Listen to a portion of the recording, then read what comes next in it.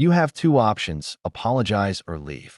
Her voice rang out in front of everyone, clear and sharp like the crack of a gavel. The room went dead silent.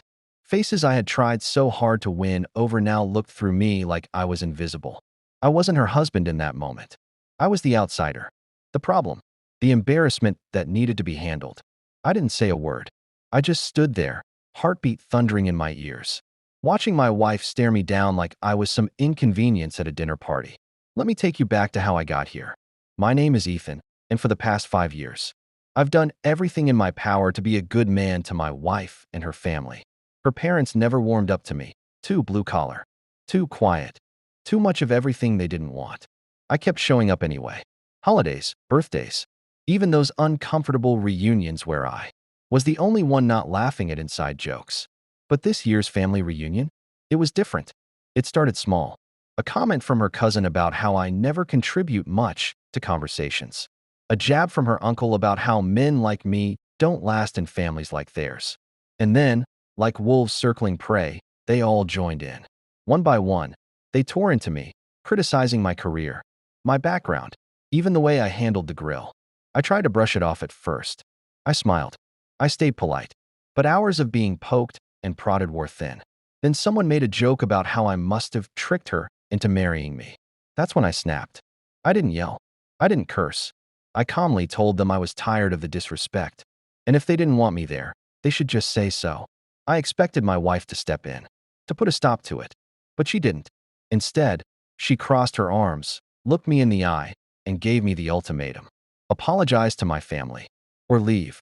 The words stung more than anything her relatives had said, not because of what she said, but because of who she said it in front of. Her loyalty wasn't with me. It was with them. Always had been. I just hadn't wanted to see it. I looked around the room, at the smug faces, the barely concealed smirks. No one expected me to leave. They thought I'd grovel. Apologize. Do what? I always did. Swallow my pride to keep the peace. But this time, I turned, walked out the door, and didn't look back. Not even once. I didn't drive home that night. I didn't even know where I was going when I pulled onto the highway. But I knew one thing with absolute clarity. I was done. I booked a hotel 2 towns over with the last of my cash. Sat on the edge of the bed for what felt like hours. The room dim and silent except for the low hum of the AC unit. My phone buzzed on the nightstand, text from my wife, a few missed calls. All short. All cold. Ethan, this is childish. Come back and we'll talk. They're still upset. You made a scene. I stared at the screen and felt nothing. No anger. No sadness. Just this strange, still emptiness.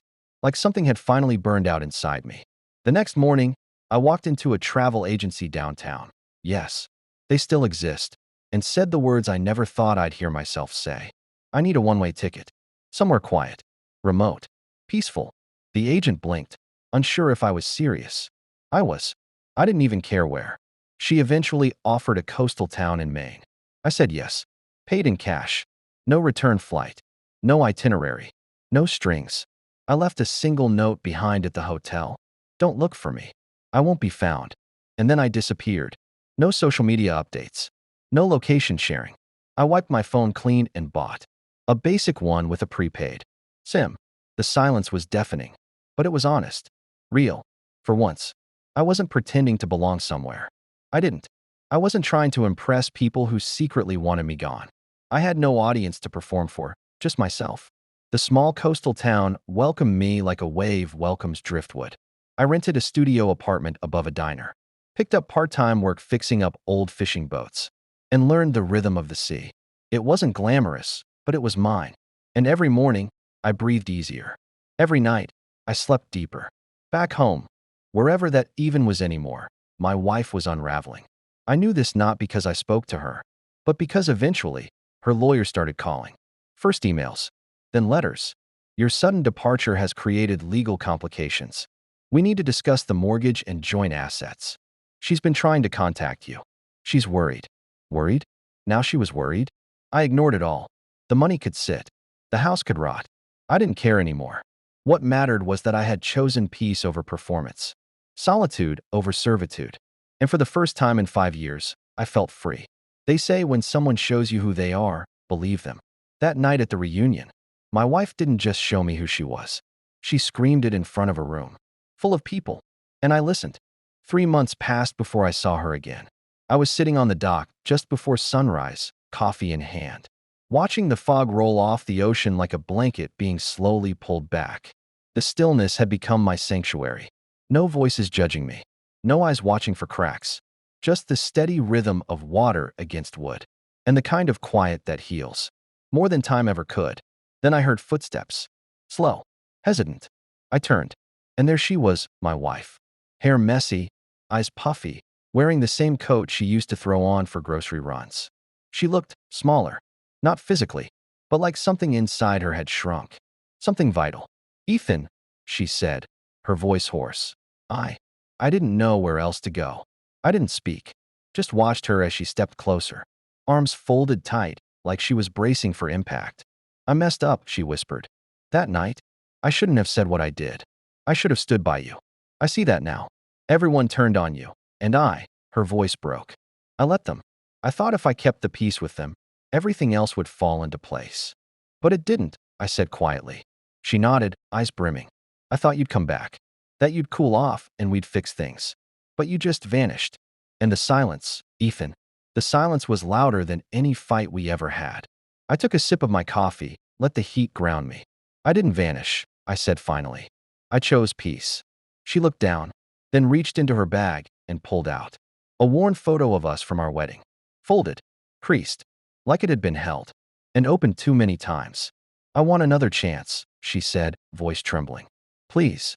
There was a time those words would have shattered me, would have pulled me back into her gravity, no questions asked. But that man was gone. "I forgive you," I said, "but I can't go back to a life where I was always defending my place. That night, you chose your comfort over my dignity. And now, I've built something here. It may be small, but it's mine." She stood there in silence. The wind caught her hair, but she didn't brush it away. For the first time, she looked like someone who truly understood the weight of her choices. I stood, placed the coffee down, and handed her an envelope. Inside was a letter. Not angry, not bitter, just honest. It ended with 3 words. "Thank you for leaving." I walked past her without another word. And as I did, I heard the softest sound behind me. A sob. But I didn't turn back. Microphone now to the audience. What would you have done if your partner gave you an ultimatum in front of their entire family? Would you fight to stay? Or would you walk away for good? Backhand index pointing down, comment your thoughts. I want to hear your truth.